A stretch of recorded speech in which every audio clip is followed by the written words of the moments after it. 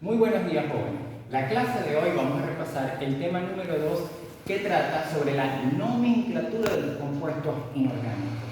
En esta parte es muy importante que entiendas que es el uso habitual de cada uno de los compuestos en el laboratorio cuando estés realizando un estudio de posgrado, la pauta que te va a decir y a familiarizarte con cada uno de los nombres.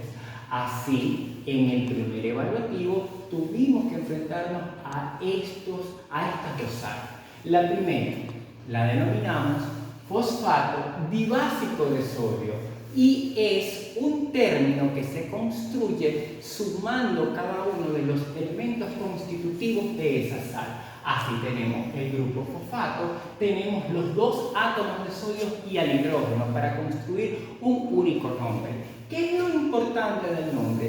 Darle importancia sobre todo al ion negativo, al anión, en este caso al grupo fosfato, y luego indicar la cantidad de los cationes de aquellos átomos con carga positiva, y esto es 2 átomos de sodio de ese catión, y de esa manera construimos el nombre para ese compuesto.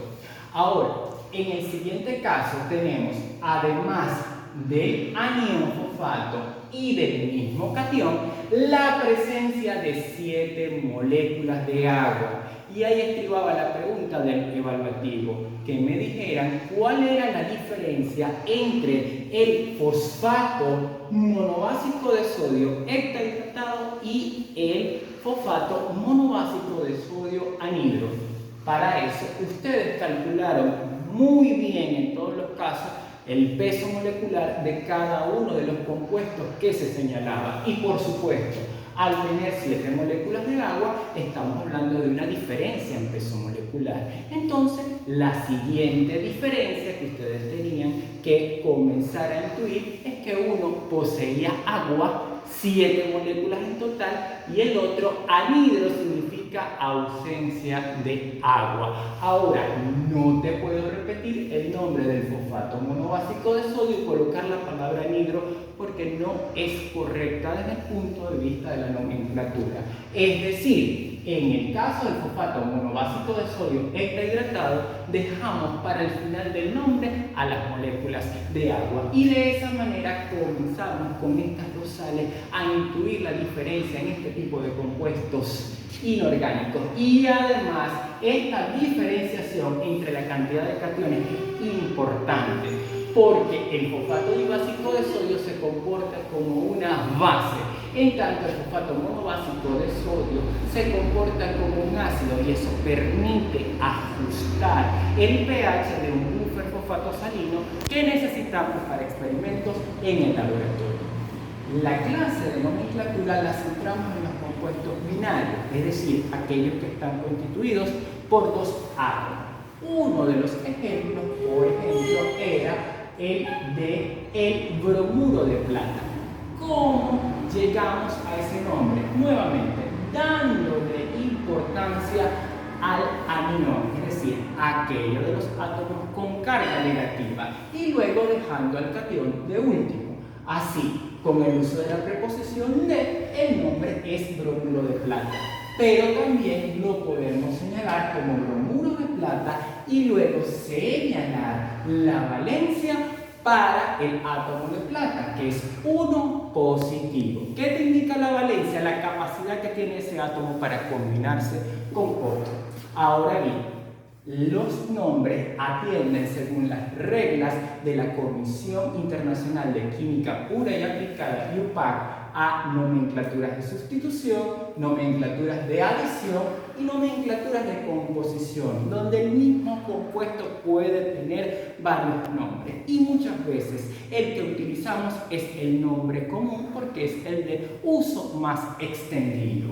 Entonces, para nomenclatura de sustitución, tomamos que vamos a nombrar a compuestos que son hidruros y siempre vamos a tomar a estos elementos como el bismuto, el germanio y el bromo como la palabra clave del nombre, la más importante. Así tenemos que para el primero de los compuestos inorgánicos su nombre es bismutano. Fíjense la terminación ano, que es lo que le da al hidruro ese papel central en el nombre, y terminamos con esta terminación ano. En el siguiente ejemplo tenemos el caso del germano y el último para bromano. Todos son hidruros. Por nomenclatura de adición, lo que vamos a hacer es nombrar la información detallada de los átomos,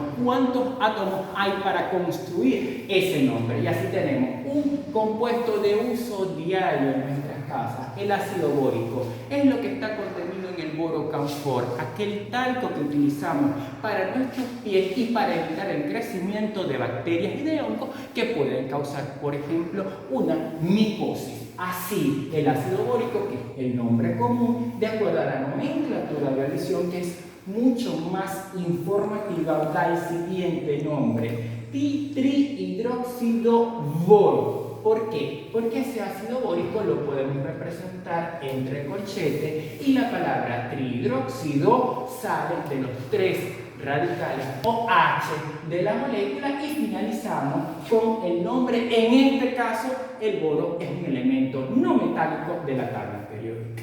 Acá lo podemos ver en el siguiente ejemplo como un anión, y ese anión tiene un nombre común y a él se le conoce como silicato, pero por nomenclatura de adición el nombre es compuesto y tendríamos una información más detallada, y así el nombre final sería tetraóxido silicato, colocando el número que le corresponde a la carga, 4 negativo.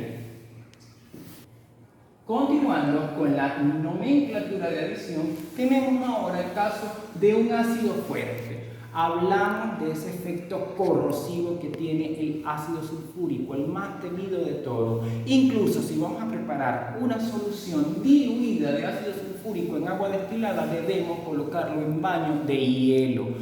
No podemos colocar agua a hervir y echar sobre esta ácido sulfúrico, porque explota y puede caer sobre ojos, sobre mucosas, y las quemaduras serían muy fuertes. Entonces, al ácido sulfúrico lo conocemos así porque es su nombre común, pero por nomenclatura de adición descomponemos nuevamente entre los corchetes, y el nombre para este ácido por nomenclatura de adición sería hidrógeno tetraóxido sulfato, y la carga de este ion sulfato.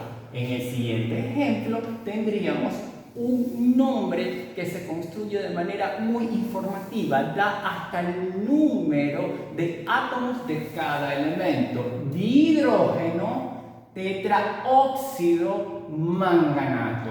Ahora, en el caso de la nomenclatura de composición, ya habíamos visto al inicio de la clase los ejemplos con los fosfatos monobásico y dibásico de sodio. Esto es un ejemplo similar. Tenemos al carbonato, que sería el ion, el que posee carga negativa, y el sodio, el catión. Y luego las 10 moléculas de agua, que las dejaríamos para la parte final del nombre. Entonces, en consecuencia, el nombre sería carbonato de sodio decahidratado. En el siguiente ejemplo, también muy ilustrativo, diríamos: primero vamos a enunciar al anión y luego a el oxígeno.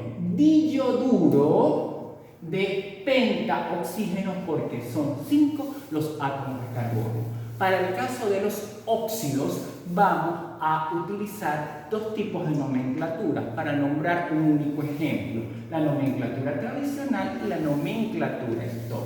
Ahora bien, para el caso de la nomenclatura tradicional, el ejemplo es con el átomo de cloro, que tiene 4 valencias distintas.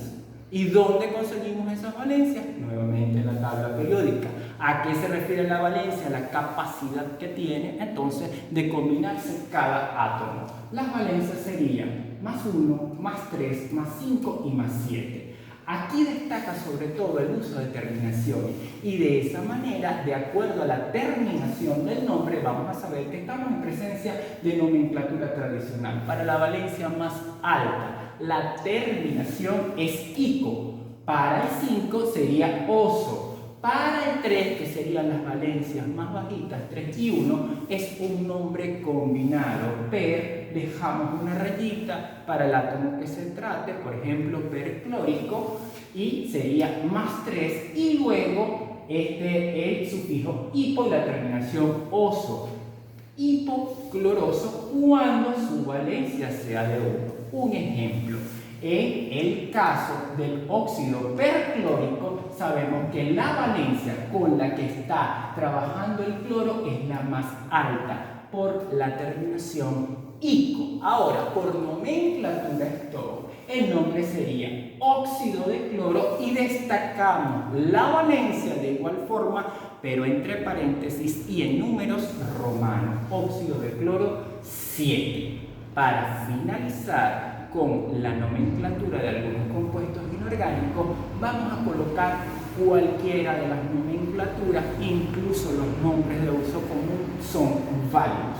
Por ejemplo, para la primera molécula el nombre sería óxido de cloro 1. Estaríamos hablando de la nomenclatura stock porque estamos destacando la valencia con un número romano entre paréntesis. Luego, el pentacloruro de vanadio sería nomenclatura de adición. Estamos dando una información detallada que se trata de 5 átomos de cloro. Para el caso del sulfato cúprico, sabemos que es nomenclatura tradicional por la terminación ico. En el caso del hidróxido de sodio, y esto es cuando se tapa una cañería y echamos diablo rojo, lo que viene es el hidróxido de sodio, una base fuerte. Y ese es el nombre de este compuesto. Ahora bien, un ejemplo similar, hidróxido de potasio, le damos prioridad a la parte del hidróxido y luego dejamos el catión para el final del nombre. El NH3 se denomina amoníaco y NH4, que es un ion amonio, son nombres comunes. Y el último es ácido fosfórico, que por la terminación ico nos indica que estamos en presencia de la nomenclatura tradicional.